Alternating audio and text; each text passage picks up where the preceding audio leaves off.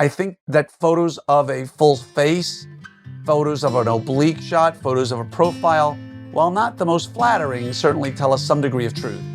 And I think the oblique photo plays a huge role in this. Hey there, everybody. It's me, Dr. Glenn Krieger, with another episode of your 5-Minute Friday.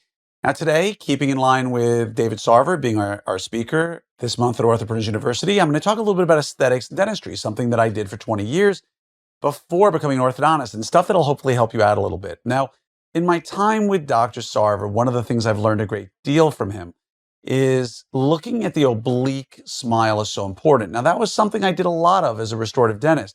And it's something, unfortunately, while we all talk a really good game, myself included, we don't really pay as much attention to that smile as we should. Now, if you do, God bless you.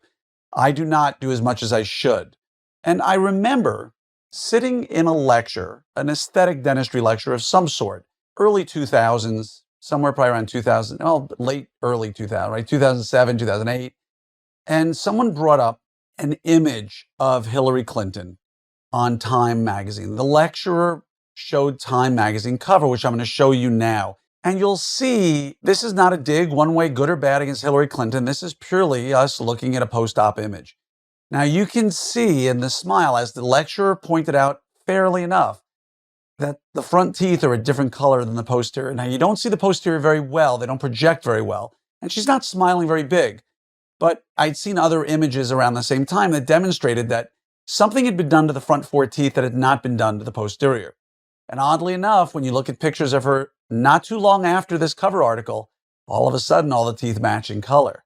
I think she had seen it, or somebody close to her had seen it and said, hey, we probably want to get this corrected.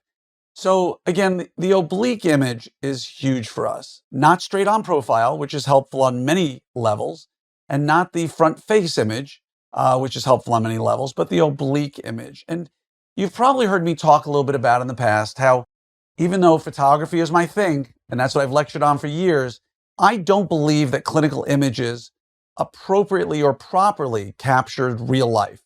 I think when we look at a smile and an image, it looks amazing, and then you see them in real life, and the dynamic nature of life makes it look different than the photo. And I've never, ever, ever seen a study that takes pictures of someone's smile, shows it to examiners or observers where they rate it, and then use the same person in real life rate it. I guarantee you, you'll see a difference in the way things are rated in real life versus photos.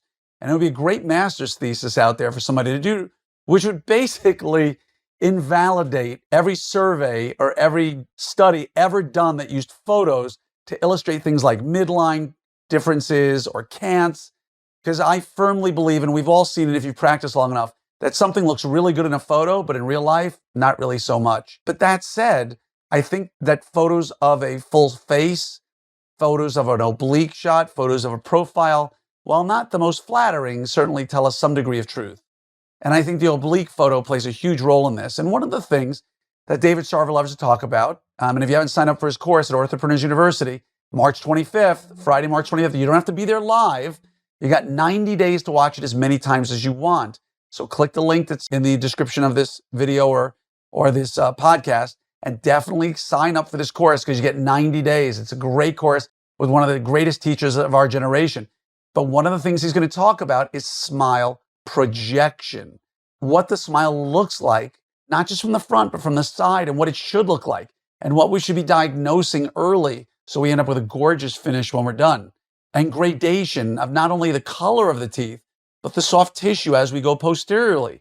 These are all the things that we don't talk about much, that we did talk a ton about in restorative and aesthetic dentistry, that we just don't talk a lot about in orthodontics. And so please take this course. I promise it will not let you down. And hopefully you'll always remember this image of this Time cover to let you know that people see themselves from the front. It's not until they see themselves from the side from a weird angle that they really recognize what we've done for them. And most of the time it looks amazing.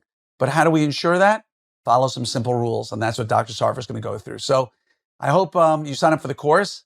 I hope you've enjoyed this today. Please reach out to me if you ever have any questions whatsoever, but always be thinking aesthetics and always be thinking beyond just moving teeth. That's the name of the game here. Think full aesthetics, all right? If you need me for anything, reach out to me. And don't forget, go to OP Summit 2022.com. If you've not yet signed up for Summit, we are nearly sold out. Team Track, I think, is sold out. So go sign up. There's a big game that night, Alabama versus Texas.